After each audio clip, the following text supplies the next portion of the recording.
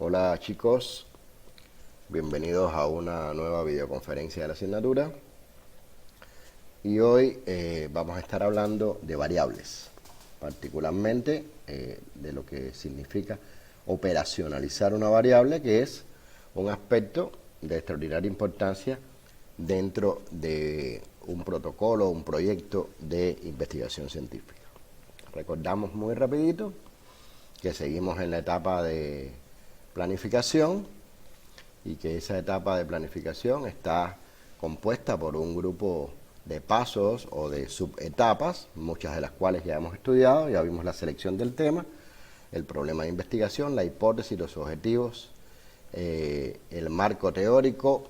Vimos también elementos que tienen que ver con el universo, población y muestras, que están dentro de la selección de técnicas e instrumentos. Y aquí vamos a seguir hoy comentando un poco entonces sobre el tema que tiene que ver con la operacionalización de las variables. Obviamente lo primero que habría que definir es qué es una variable. Hay varias definiciones de variable. Yo les voy a presentar dos que están muy relacionadas. Esta primera, que dice que la variable, por supuesto, es cualquier característica o cualidad de la realidad que es susceptible de asumir diferentes valores. O sea, una variable es algo que varía, es un elemento de la realidad que varía. Otra definición que apoya o complementa esta, dice que sería cualquier característica de la población. O sea, ya estamos aterrizando concretamente una población en estudio que puede asumir diferentes comportamientos, valores o grados de intensidad entre los diferentes individuos o unidades de análisis que la conforman. Fíjense cómo aclara individuos o unidades de análisis, porque no todas las unidades de análisis están formadas por individuos, pueden estar formadas por materias primas, por fenómenos, por procedimientos. Bien, o sea, variable es definitivamente un elemento que varía a lo largo de la investigación y que es necesario medir. Las variables, y esto es importante, deben aparecer en el problema. O sea, el problema, si un problema está bien enunciado, bien planteado, pues ahí usted podrá encontrar las variables que va a estudiar, y obviamente esas variables de alguna manera se van a repetir en la hipótesis y van a estar apareciendo también en las preguntas científicas en el caso de que se trate de una tesis que plantee preguntas científicas. Repito, ustedes usualmente no hacen ningún planteamiento de preguntas científicas, sino solamente el problema de investigación. Entonces, vamos a ver un ejemplito muy rápido. Supongamos que en una investigación el problema, o sea, la pregunta que se hace como parte del problema es si existe relación entre la calidad de la dieta que se ingiere en el altiplano boliviano con el riesgo de infarto del miocardio agudo en personas mayores de 40 años. Ese es el problema de investigación.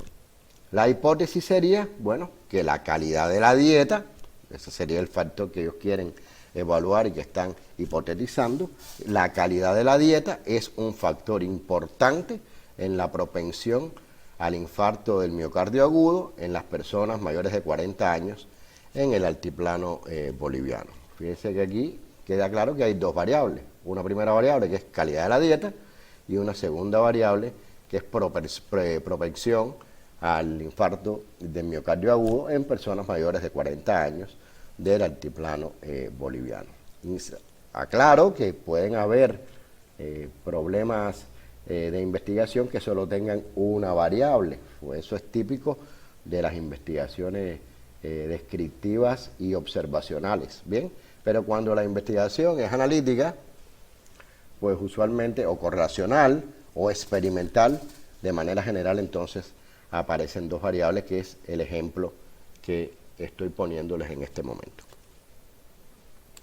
Ahora, sobre la base de la variable como cualquier característica o cualidad de la realidad que es susceptible de asumir diferentes valores, pues una variable se puede dividir en dos grandes grupos. Las llamadas variables cuantitativas, que son aquellas que asumen valores numéricos, vamos a ver inmediatamente un ejemplo, y las variables cualitativas, que asumen valores no numéricos. Obviamente las primeras serán típicas de paradigmas cuantitativos de investigación y las segundas usualmente también son típicas de los paradigmas cualitativos de investigación. Esas variables cuantitativas a su vez se pueden dividir en dos grandes grupos. Están las llamadas variables cuantitativas continuas, se llaman continuas porque poseen un valor infinito de valores continuos y fraccionarios, o sea, son números fraccionarios. Por ejemplo, la talla.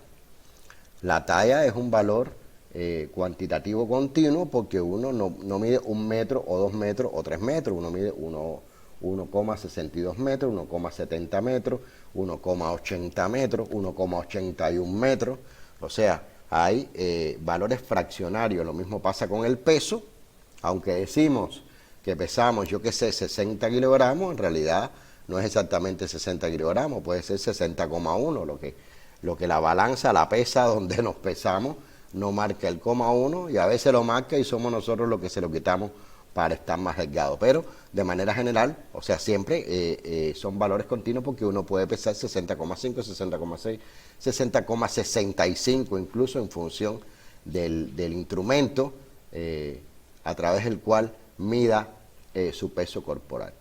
El porcentaje de proteína, la hemoglobina, el colesterol son variables continuas. La edad, muchas veces me preguntan, profe, pero la edad es una variable continua. Sí, la edad es una variable continua porque usted puede tener, no sé, 23,5 años.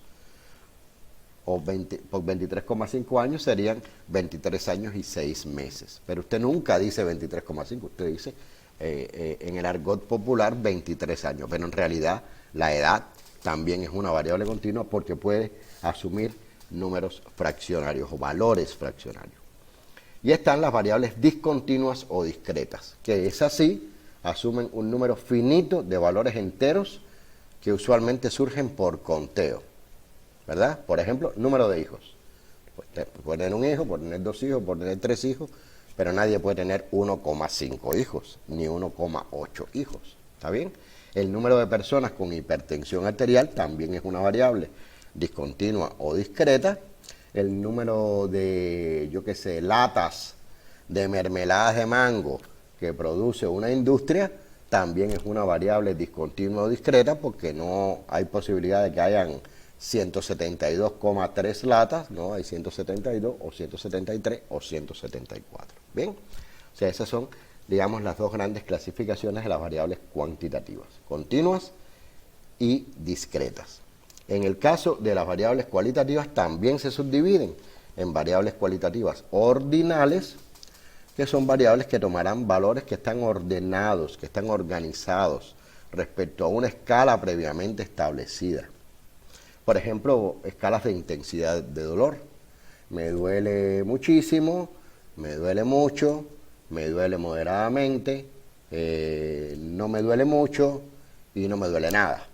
O sea, eso es una escala de intensidad. O el estado de un paciente, grave, crítico, estable, ¿verdad?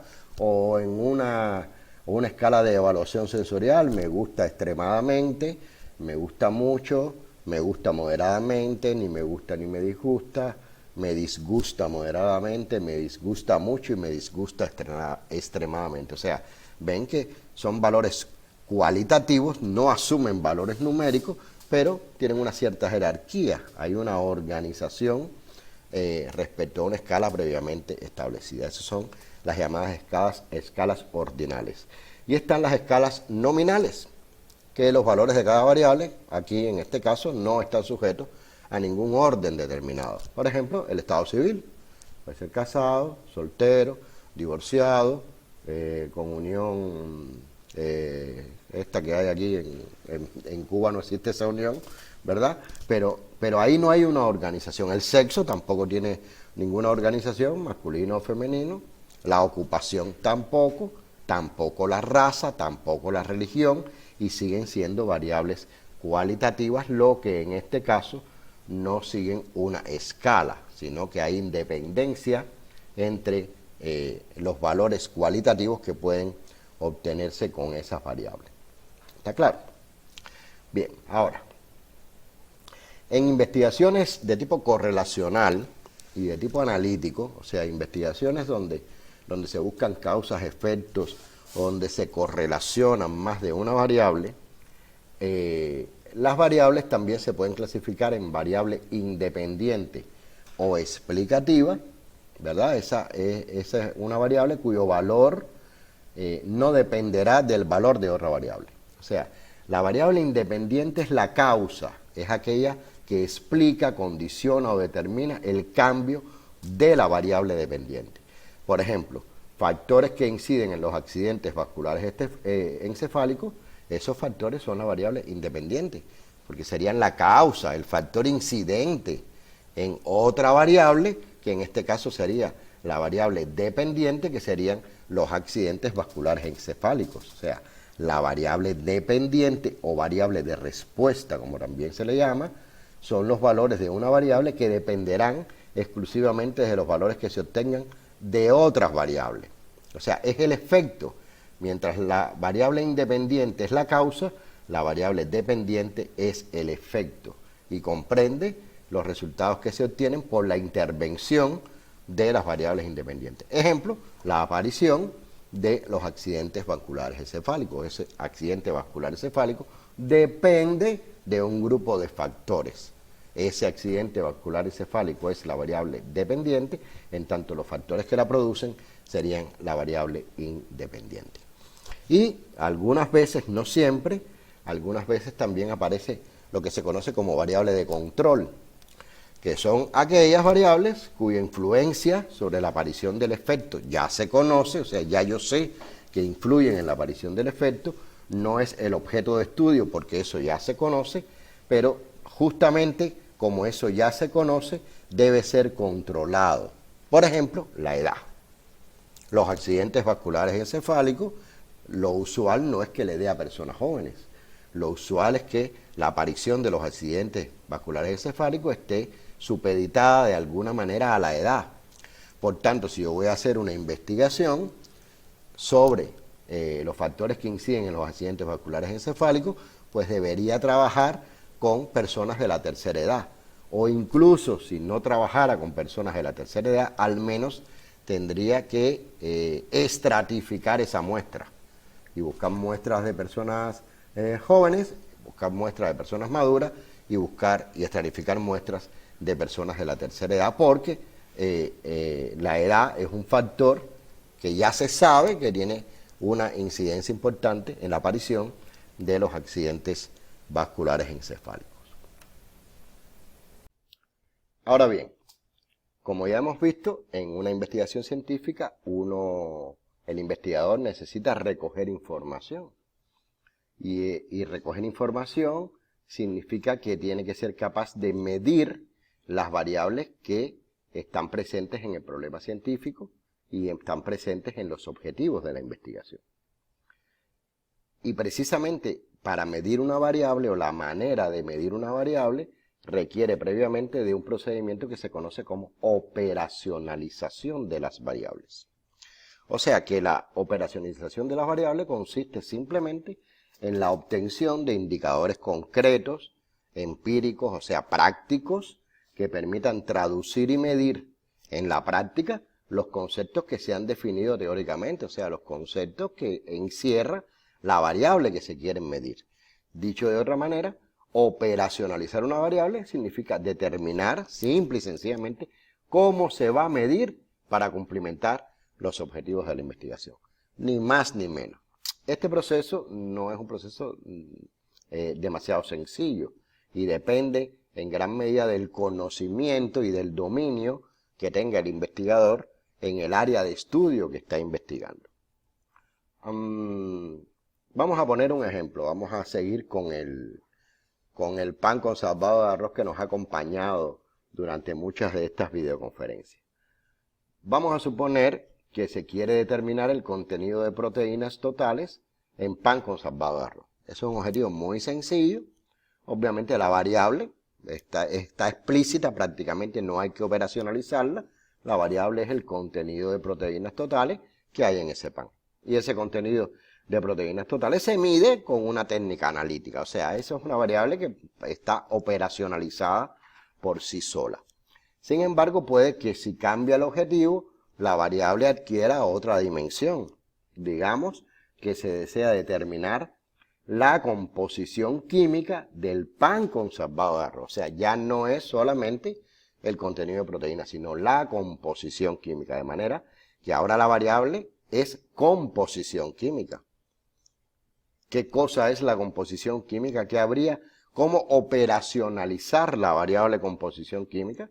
Bueno, con los elementos que tienen que ver con la composición química. La composición química de un producto alimenticio depende, entre otros factores, de su contenido en proteínas, en grasas, en agua, en minerales totales, en fibra alimentaria y en carbohidratos asimilables. Fíjense que esa variable ya se complejizó un poquito, de manera que yo necesito definirla y operacionalizarla para ver qué voy a determinar con vistas a determinar, o sea, cumplimentar el objetivo, que es determinar la composición química del pan conservado de arroz. ¿Cómo se miden estos indicadores? Pues con métodos de análisis.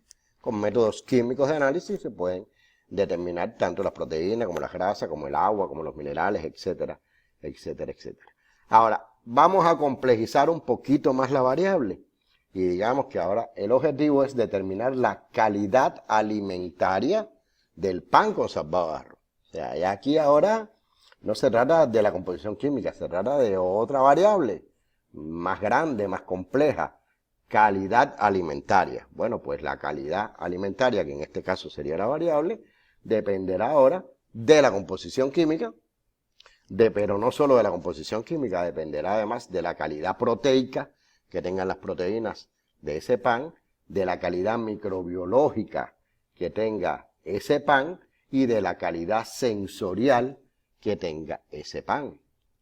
Y a su vez la composición química, recuerden que va a depender de determinados contenidos de nutrientes y así sucesivamente. O sea, esta variable cuando yo la operacionalizo, ahora voy a obtener un conjunto de dimensiones que a su vez van a tener un conjunto de indicadores. Vamos a verlo con un ejemplo.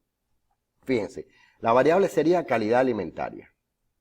Y esa calidad alimentaria va a venir dada por la composición química, la calidad proteica, la calidad microbiológica y la calidad sensorial. La composición química ya vimos que tiene que ver con el contenido de proteínas, grasa, humedad, ceniza, fibra alimentaria, carbohidratos asimilables. Bien, la calidad proteica a su vez tendríamos que establecer cuáles son los indicadores de esa calidad proteica. Bueno, pues en este caso, composición aminoácida, o sea, cuáles son los aminoácidos que forman parte de esa proteína, cómputo químico, que es un parámetro químico importante que tiene que ver con los aminoácidos esenciales que están presentes en esa proteína, qué digestibilidad tiene esa proteína, o sea, ya fíjense que tengo indicadores también para calidad proteica. Calidad microbiológica, pues tendría que ver la determinación de bacterias, de hongos, de levaduras, de bacterias patógenos, tales como Staphylococcus aureus, Escherichia coli, Salmonella.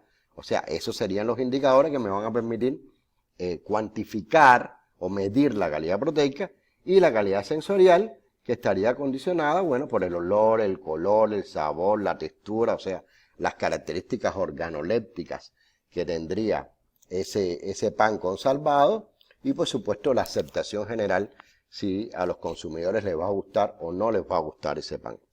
En ese caso, la calidad alimentaria sería la variable, las dimensiones serían composición química, calidad proteica, calidad microbiológica y calidad sensorial, y los indicadores que me permitirían determinar o medir parámetros que tienen que ver con estas dimensiones y que a su vez tienen que ver con la calidad alimentaria serían estos que están asociados a cada una de las dimensiones.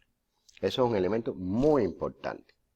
Bien, o sea que resumiendo un poquito lo que hemos hablado, la variable puede ser cualquier característica o cualidad de la realidad que es susceptible de asumir diferentes valores. Esa variable puede ser cuantitativa o cualitativa. Esa variable se mide con instrumentos. Esa variable también, en dependencia del tipo de investigación, puede ser dependiente, independiente o de control. Y esta variable a su vez tiene determinadas dimensiones que son componentes o un componente o componentes significativos de una variable que poseen una relativa autonomía, y esos indicadores son necesarios operacionalizar, lo que no es más que la obtención de indicadores concretos empíricos que permitan traducir y medir en la práctica los conceptos que se han definido teóricamente. Y quiero detenerme aquí para comentar sobre un elemento que me parece esencial. Operacionalizar una variable requiere de un conocimiento y de una experiencia en el área del saber en la que se esté investigando. Bien, o sea, yo he podido operacionalizar muy fácilmente la variable calidad proteica porque yo soy licenciado en ciencia de los alimentos y tengo una maestría en ciencia y tecnología de los alimentos. Y llevo 34 años trabajando en el campo de los alimentos. Y por eso es que puedo operacionalizarla. Pero si a mí ahora me mandaran a operacionalizar, por ejemplo, infarto agudo del miocardio, yo no soy médico. Y por tanto yo no sé cuáles son los indicadores que hay que medir para saber si a una persona le ha dado un infarto agudo del miocardio. No lo sé. O sea, yo me imagino, un poco por experiencia y un poco por lo que uno ha escuchado, que en un electrocardiograma haya indicadores, o sea, el análisis de esas curvas permita saber si a una determinada persona ha sufrido un infarto agudo del miocardio, pero no lo sé, o sea, yo soy incapaz de operacionalizar esa variable, porque no tengo conocimientos ni dominio del área del saber particular a la cual está referida esa variable. En otras palabras, no soy médico, no soy cardiólogo, no soy técnico en cardiología, por lo tanto, no podré operacionalizar ese tipo de variables. Eso es muy importante. La operacionalización requiere de un conocimiento sólido y profundo del tema en el cual está involucrada esa variable, o sea, del área del saber donde se pretende investigar. Eso que les quede muy claro para que no se asusten si una determinada variable ustedes no la saben operacionalizar. Para operacionalizarlo hay que tener un dominio de la ciencia de la que versa la investigación. Entonces, obviamente ven que la variable pues está relacionada, o sea, si bien aparece en la selección de métodos, técnicas e instrumentos, pues obviamente hay una relación directa entre esa selección y el problema de investigación, por cuanto esas variables debieron aparecer en el problema de investigación. Seguimos entonces, vamos a poner algunos ejemplos. No sé si recuerdan esta investigación. Sí, por supuesto, nos ha acompañado también la influencia de la intervención nutricional educativa y de la suplementación dietética con polvo de hojas secas de moringa en el comportamiento del estado nutricional de adolescentes de Cerro Guayabal en Manabí.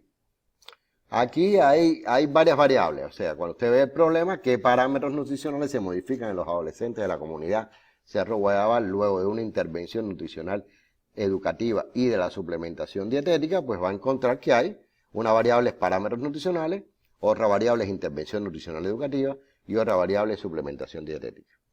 Obviamente la variable parámetros nutricionales es la variable dependiente, porque se supone que los parámetros nutricionales varíen cuando se dé una intervención nutricional educativa y se dé una suplementación dietética con los 2 gramos de polvo de hojas secas de moringa. Por tanto, parámetros nutricionales, es la variable dependiente y la intervención nutricional educativa y la suplementación dietética son variables independientes que de hecho además controla el investigador. O sea, recordar que es el investigador el que hace la suplementación dietética y el que experimenta o interviene con la intervención nutricional educativa. En este estudio, miren cómo se operacionalizó la variable parámetros nutricionales. O sea, porque si usted va a medir parámetros nutricionales, tiene que operacionalizar parámetros nutricionales para saber qué es lo que va a medir. Y la autor en este caso, la operacionalizó en 3 dimensiones. Hay una dimensión dietética, hay una dimensión antropométrica y hay una dimensión bioquímica, ¿verdad? Los indicadores de esa dimensión dietética, es la ingesta alimentaria, es lo que comen esos adolescentes. ¿Y cuál es el instrumento que se utilizó? Un cuestionario de consumo. O sea, se les puso un cuestionario para saber qué comían antes y después. Parámetros antropométricos, bueno, la talla, el peso, el índice de masa corporal, la circunferencia del brazo, la circunferencia de la cintura, el pliegue cutáneo tricipital, el área grasa del brazo. O sea, son un conjunto de parámetros nutricionales que yo, por ejemplo, tampoco los domino todos. Eso lo domina bien un nutricionista, y es un nutricionista, como el caso de la autora de esta investigación, la que puede operacionalizar la variable de parámetros nutricionales y operacionalizar en indicadores la dimensión antropométrica. Y en el caso de la tercera dimensión, que es la dimensión bioquímica, miren lo que midió. Bueno, hemoglobina, proteínas totales, albúmina, globulina, colesterol, lipoproteínas HDL y LDL, triglicéridos, glucosa y ferritina. Esos son los análisis que se hicieron. ¿Está bien? ¿Con qué instrumento? Bueno, con métodos de análisis clínico. Hay análisis clínicos que ya están estandarizados para determinar estos componentes en sangre. Y en el caso de la dimensión antropométrica, estos indicadores, ¿con qué? Bueno, con un tallímetro y con una lienza. Simplemente con eso. O sea, fíjense cómo, insisto, vuelvo a insistir, repito una vez más, la importancia del dominio del tema que se está investigando para poder acometer la operacionalización de las variables.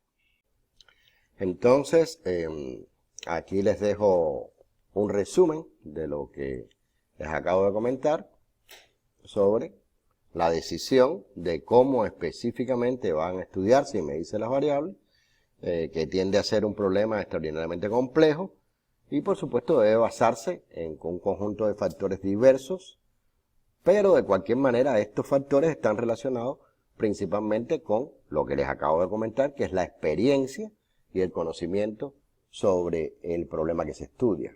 Y por supuesto también con la factibilidad o posibilidades reales para obtener determinados datos con una confiabilidad aceptable.